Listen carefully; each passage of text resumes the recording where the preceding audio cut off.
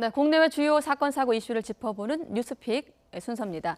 이용혁 건국대 경찰 행정학과 교수 그리고 양지열 변호사 두 분과 함께하겠습니다. 어서 오십시오. 안녕하세요. 네, 안녕하십니까? 자, 먼저 첫 번째 주제부터 확인해 보도록 하겠습니다. 네, 21년 만에 도주 생활. 30대에 나갔다가 50대에 들어왔다. 뭐 이런 표현도 쓰고 있던데, 자, 도피 21년 만에 압송이 된 정한근 씨 모습부터 한번 보도록 하겠습니다. 아버지인 정태수 전 회장 어디 있는지 알고 계시나요? 해외 도피 왜 하셨습니까? 도피 생활 어디서 어떻게 하셨는지요? 수백억대 체납세금 있으신데 낼 생각 있으세요?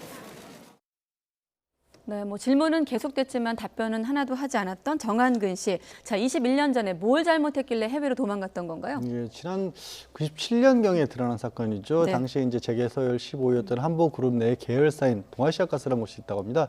그 회사 자금은 300억 원 가량을 횡령을 했고 또 네. 국세도 체납한 게 250억 원이 조금 넘게 있는 걸 체납을 해서 그 혐의로 조사를 받던 중에 98년도에 해외 도주를 한 것이죠. 도주를 했지만 신병을 확보하지 못한 상태에서 공소시효나 재판시효를 막기 위해서 재판을 계속 열어서 진행을 했던 상황입니다. 지금 이 보면 횡령 혐의에 대한 공소시효가 2023년에 만료될 네. 예정이라고 하더라고요. 그렇다 네. 보니 또 여죄를 추궁하고 있다. 검찰에서는 이렇게 네. 알려지고 있는데 이 공소시효 부분 어떻게 좀 보십니까? 그러니까 사실은 이제 그 2008년도에 그 공소시효가 이제 임박을 하려고 하니까 이제 검찰에서 그 횡령 혐의로 그 불구속 그 기소를 했습니다. 그러다 보니까 이제 공소시효가 그 자연스럽게 그 연장이 그 되었기 때문에 지금 약 그 300억 원 이상을 회사 돈을 빼돌려서 해외에 스위스 구자에 횡령을 했다고 하는 이 혐의가 이제 수사가 조금 더 본격적으로 이루어질 것 같고요. 네. 그리고 그 관련 여러 가지 그 여죄에 관한 수사도 분명히 이루어질 것 같습니다. 1998년도에 해외로 그 도피했을 당시에 사실은 정한근 씨의 그 출국 기록은 없었던 것이죠.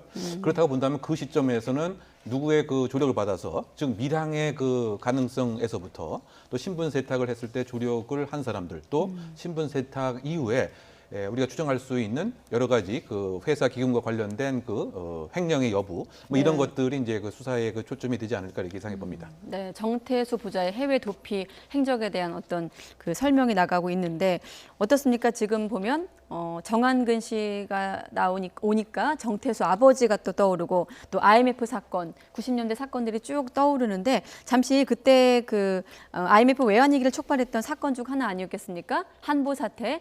그때 얘기를 좀 듣고 다시 오겠습니다. 생리로 빼면은 부작용이 나면은 몸 전체가 부작용이 나가지고 죽는 수도 있다. 당신이 부도로 내려고 하거든. 신중히 고려해가지고 부도로 내라.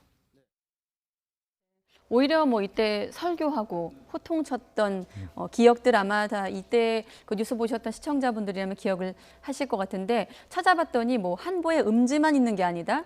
또 70대면 결제해도 기억도 안 난다 이러면서 다 잡아댔더라고요. 그 당시. 예. 네, 그 당시 사건 한번 설명해 주시죠. 그럴만했던 거죠. 97년도에 이제 그 한보그룹이 부도가 납니다. 근데 네. 50억 원 가량의 돈을 막지 못해서 부도가 났었는데 알고 봤더니 5조 원짜리 대출이 부당 대출이 있었던 거. 좀 전에 보신 것처럼 저렇게 약간 큰 소리를 칠 수 있었던 배경에는 그 네. 부당 대출을 하는 데 있어서 당시 뭐 국회의원들과 심지어 장관 또 은행장까지 로비를 통해서 했었던 것으로 지금 밝혀졌거든요. 그래서 그때 이 재판을 받아서 15년형을 받았었는데 다만 이제 선고받고 복역 도중에 사면을 받았던 그런 상황이었죠. 네. 그러니까 일종의 IMF의 신호탄이었다라고 부를 만큼 당시 우리가 거품 경제 과정에서 어떤 로비를 통한 불법적인 사업권 취득이라든가 대출 그걸로 사업을 키웠던 대표적인 인물이 아닌가 그렇게 봅니다. 그리고 나서도 다시 이제 이후에 사면 받은 이후에도 본인이 운영하던 회사가 이제 재단에 학교 법인 재단에 돈을 빼돌린 혐의로 또 재판을 받았는데 네. 이제 병치료차 불구속 상태에서 있는 상황에서 도주를 했던 것이죠. 일단은 2007년도 5월에 치료 목적으로 일본으로 출국했다까지가 이제 알려졌는데 이번에 검찰 진술을 통해서 정한근 씨가 아버지 얘기를 했어요. 네. 아버지 임종을 내가 지켰다는 아까 자막도 있었는데 23년생이거든요. 네. 이 부분에 대해서 지금 검찰이 확인 중에 있다까지가 이제 속보가 나온 상황인데 어떻게 좀 확인이 될까요? 일단은 이제 사망 진단서라든가 네. 객관적인 자료를 검찰은 확보를 하려고 생각 중에 있을 것 같습니다. 지금 연령이 그 96세의 고령이기 때문에 그럴 가능성도 이제 충분히 분명히 있고 작년에 사망을 했다고 하기 때문에 말이죠. 네. 그럼에도 불구하고 혹시 지금 관련된 그 혐의를 이 아버지에게 이렇게 미룰 수 있는 가능성도 분명히 있기 때문에 이것이 진실인지 그 여부는 피의자의 말에만 의존하는 것은 수사의 권칙이 아니기 때문에 네. 구체적으로 어느 병원에서 어느 시점에서 그러면 이제 사망 진단서 또는 관련인들의 그 진술을 확보할 수 있는 문건들을 파악할 수 있기 때문에 네. 검찰은 지금 정한근 씨의 말에 의존하기보다는 구체적인 문건을 통해서 진위 여부를 파악하려고 하는 상황으로 생각됩니다. 알겠습니다. 지금 보면 21년이나 지금 도주 생활을 했거든요. 네. 뭐 영어 이름을 포함해서 이름이 4개였다. 네. 이렇게 또 알려지고 있고 그렇게 신분 세탁을 좀 많이 했던 부분이 좀 도망을 할 수 있었던 이유인가요? 그러니까 국내에 협조자가 있었던 거죠. 국내의 협조자가 자신의 이름을 네. 사용할 수 있도록 했고 그 이름을 가지고 캐나다와 미국 등에서 생활하니까 네. 그 이름을 가진 상황에서 그러니까 대한민국의 다른 사람 이름인 것처럼 행사를 해서 결국 캐나다와 미국에서 영주권도 받았고 예. 또 시민권까지 취득을 합니다. 그러니까 한 번 우리나라 이름을 가짜 이름을 쓴 다음에 외국에서 그 이름을 이용해서 그 나라의 국적으로 바뀌다 보니까 완벽한 신분 세탁이 어떻게 보면 이루어졌다라고 했고 이게 이제 사실 우리 수사기관에서는 추적을 못하다가 언론에서 이제 미국에 체류하고 있는 것으로 지금 추적을 했고 그 보도가 나온 이후로 실제 추적을 해봤던 결과 네. 국내에서 신분을 제공했던 사람의 지문이 남아 있을 거 아니에요. 그 네. 지문과 해외의 다른 사람으로 이제 변해 있는 이 정한근 씨의 지문이 일치하는 것을 확인을 했고 결국 그렇게까지 이제 추적의 손길을 뻗어오니까 남미 쪽으로 에콰도르 쪽으로 도주를 했던 겁니다. 그래서 에콰도르는 사실 에콰도르에 갔다는 것까지는 확인을 했지만 우리나라하고 범죄 인도 조약이 체결돼 있지 않다 보니까 직접적으로 공조를 통해서 신병 인도를 받을 수는 없었고 우리 검찰에서 그러면 에콰도르를 떠나서 다른 곳으로 갈 때 그 출국 사실을 통지를 해달라라고 해서 통지를 해서 미국으로 가는 것을 중간 기착지에서 결국에는 검거를 해서 송환을 해올 수 있었던 네, 겁니다. 중간 기착지가 파나마였죠. 네, 그래서 그렇습니다. 거기서 검거를 했다.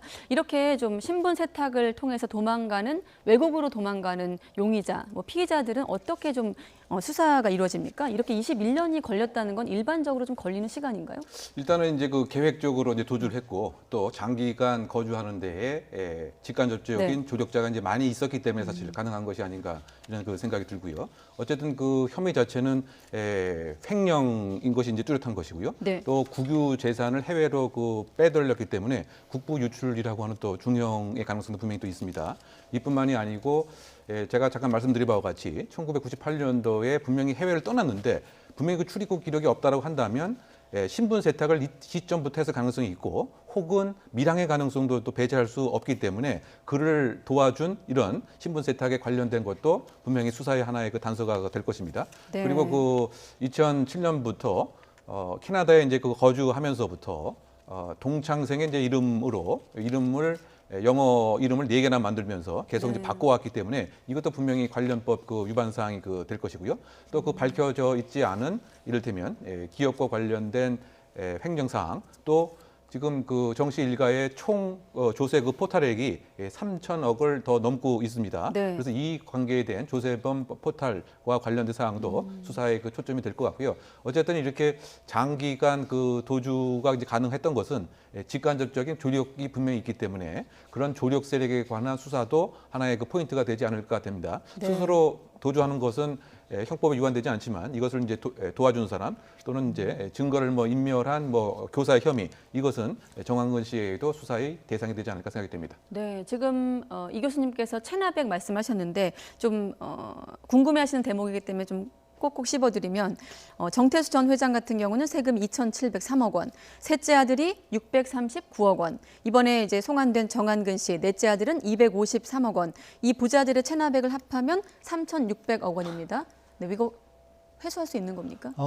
일단 뭐 정태수 전 회장이 가장 높죠. 지금 현재 체납 세금으로서 1위로 알고 있습니다. 그런데 이게 그래서 아까 과연 정말로 사망을 했는지를 확인하는 것이 굉장히 중요한 것이 네. 다른 종류의 그 어떤 채무와 달리 세금 같은 경우는 당사자가 사망을 하게 되면 거기서 그냥 없어집니다. 그러니까 자손들에게 세금까지 이렇게 상속시킬 수는 없기 때문에 그래서 정태수 회장이 만약에 정말로 사망을 했다면 2천억이 넘는 미납세금은 그대로 국가의 손실로 기록이 됩니다. 그렇군요. 다시 한번 국가의 손실로 그렇습니다. 기록이 된다. 못 받아내기 때문에 그냥 이제 부채로 처리가 되는 거죠. 네, 알겠습니다.